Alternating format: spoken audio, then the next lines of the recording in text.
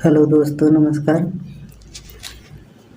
Current affairs की महत्वपूर्ण कक्षा में आप सभी का स्वागत है। आज का पहला प्रश्न, हाल ही में किस देश ने वर्ष 2028 में अंतरिक्ष में एक सौर ऊर्जा संयंत्र शुरू करने की योजना प्रस्तुत की है? ऑप्शन ए चीन, ऑप्शन बी रूस, option C Bharat, option D America. तुम्हारा सही विकल्प है ऑप्शन ए चीन। 2030 तक 1 मेगावाट ऊर्जा स्टेशन स्थापित करने का लक्ष्य रखा गया है। चीन 2028 में ही 10 किलोवाट का सौर ऊर्जा संयंत्र स्थापित करेगा। सौर ऊर्जा को माइक्रोवेव द्वारा पृथ्वी पर भेजा जाएगा। इस उपग्रह को 400 मीटर किमी की ऊंचाई पर स्थापित किया जाएगा। अगले प्रश्न की ओर चलते हैं। अगला प्रश्न दूसरा, 16 जून 2022 को केंद्रीय मंत्री नितिन गडकरी ने कहां पर औद्योगिक डिकार्बोनाइजेशन समिट 2022 का उद्घाटन किया है?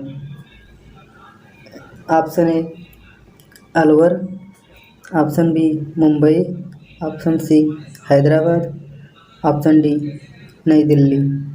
तुम्हारा सही विकल्प है option D New Delhi. Decarbonisation summit 2022 का उद्घाटन दिल्ली में नितिन गडकरी द्वारा किया गया है। डिकार्बोनाइजेशन समिट का अर्थ विश्व को कार्बन मुक्त करना है। इसका उद्देश्य हरित हाइड्रोजन पर बल देना, पर्यावरण और विकास की भी संतुलन करना। अगले प्रश्न की ओर चलते हैं। प्रश्न नंबर 3, 16 जून 2022 को भारत एथलीट महासंघ AFI ने राष्ट्रमंडल खेल 2022 के लिए किसकी अगुवाई में भारत की 37 सदस्य टीम की घोषणा की है? Option A Hima Das, option B Neeraj Chopra, option C Dutee Chand, option D Avinash Sable. तुम्हारा सही विकल्प है ऑप्शन बी नीरज चोपड़ा। राष्ट्रमंडल खेल की शुरुआत 1930 कनाडा के हैमिल्टन से की गई है। भारत की एथलीट टीम में 37 सदस्य जिसमें 18 महिलाएं हैं, जिसकी अगुवाई नीरज चोपड़ा द्वारा की गई है। हिमा दास को ढिंग एक्सप्रेस के नाम से भी जाना जाता है। 7 जून को भाला फेंक दिवस मनाया जाता है। नीरज चोपड़ा ने टोक्यो ओलंपिक में 87.58 मीटर भाला फेंककर गोल्ड मेडल हासिल किया था। अगले प्रश्न की ओर चलते हैं। प्रश्न नंबर 4,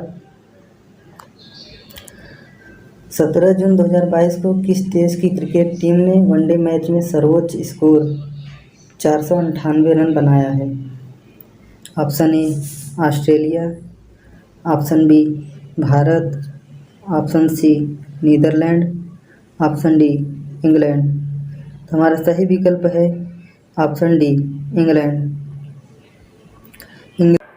प्रतिवर्ष विश्व मरुस्थलीकरण और सूखा रोकथाम दिवस का आयोजन कब किया जाता है? Option A 15 June, option B 16 June, option C 17 June, option D 18 June. हमारा सही विकल्प है ऑप्शन सी 17 जून। विश्व मरुस्थलीकरण और सूखा रोकथाम दिवस का आयोजन 17 जून को किया गया। 2022 की थीम एक साथ सूखे से निपटारा करना है। सस्टेनेबल डेवलपमेंट गोल 15 भूमि क्षरण रोकना, इसका उद्देश्य है। SDG गोल्ड 2015 से 2030 तक है। इसमें कुल संख्या 17 है। अगले प्रश्न की ओर चलते हैं। प्रश्न नंबर 6, हाल ही में किसे भारतीय प्रेस परिषद PCI के अध्यक्ष पद के लिए चुना गया है? Option A Ranjan Prakash Desai, option B Chandramouli Kumar Prasad, option C Dinesh Sharma, option D Prakash Dubey. हमारा सही विकल्प है ऑप्शन ए रंजन प्रकाश देसाई। भारतीय प्रेस परिषद (पीसीआई) की स्थापना प्रेस फ्रीडम और समाचार पत्र पर मानक बनाए रखने के लिए की गई है। भारतीय प्रेस परिषद के अध्यक्ष रंजना प्रसाद देसाई, जो सुप्रीम कोर्ट की जज हैं, ने चंद्रमौली के स्थान पर चुने गए हैं। जम्मू कश्मीर का परिसीमन आयोग का अध्यक्ष रंजना प्रकाश देसाई को बनाया गया। प्रेस की स्वतंत्रता अनुच्छेद 19(1)(a) में बताई गई है। नीति आयोग के पहले उपाध्यक्ष अरविंद पनगड़िया हैं। भारतीय उद्योग परिसंघ के अध्यक्ष Sanjeev Bajaj. Zoological survey of India की पहली महिला अध्यक्ष धृति बनर्जी हैं। अगले प्रश्न की ओर चलते हैं। प्रश्न नंबर 7, 13 से 20 जून 2022 तक कृषि और प्रसंस्कृत खाद्य उत्पाद निर्यात विकास प्राधिकरण किस देश में आम उत्सव आयोजित कर रहा है? Option A Nepal, option B Spain, option C Canada, option D Bahrain. तुम्हारा सही विकल्प है ऑप्शन डी बहरीन। अपीडा की स्थापना 1986 में होती है। यह वाणिज्य मंत्रालय के अंतर्गत आता है। अपीडा का उद्देश्य व्यापार को बढ़ाना, मानसून से पूर्व होने वाली कर्नाटक की बारिश को मैंगो शावर कहते हैं, मानसून से पूर्व होने वाली असम की बारिश को चाय वर्षा कहते हैं। खाद्य पुरस्कार 2022 डॉक्टर सिंधिया को दिया गया। एटलस की सबसे ऊंची चोटी माउंट टोबोकुल है। अगले प्रश्न की ओर चलते हैं। अगला प्रश्न नंबर 8, हाल ही में किस राज्य ने एनम एजुथम योजना की शुरुआत की है? Option A Tamil Nadu, option B Karnataka, option C Orissa, option D Telangana. तुम्हारा सही विकल्प है ऑप्शन ए तमिलनाडु। एनम एजुथम योजना तमिलनाडु सरकार द्वारा शुरू की गई। तमिलनाडु के मुख्यमंत्री स्टालिन ने तिरुवल्लुर से शुरू की है। स्टालिन की ऑटोबायोग्राफी उंगलिल ओरुवन है। इस योजना में 1 से 3 कक्षा के छात्र को कार्यपुस्तिका दी जाएगी। मूलभूत साक्षरता और संख्या ज्ञान पर बल देना है इसका उद्देश्य। तमिलनाडु के तट को कोरोमंडल तट कहते हैं। रुक्मणी देवी भरतनाट्यम से संबंधित हैं। अगले प्रश्न की ओर चलते हैं। प्रश्न नंबर 9, हाल ही में नमूना पंजीकरण प्रणाली SRS द्वारा जारी आंकड़ों के अनुसार वर्ष 2015 से 2019 के दौरान जन्म के समय भारत की जीवन प्रत्याशा कितनी हो गई है?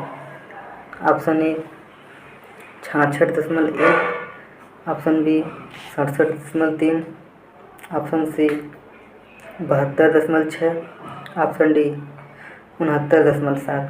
तुम्हारा सही विकल्प है 69.7। जीवन प्रत्याशा का अर्थ है जीवन के जन्म के समय आयु का निर्धारण। 1970 से 1975 में जीवन प्रत्याशा की आयु 49 वर्ष थी। भारत की 2015 से 2019 में जीवन प्रत्याशा 69.7 हो गई है। 45 साल के अंदर 20 वर्ष की बढ़ोतरी हुई है। पूरे विश्व में 72.6 है।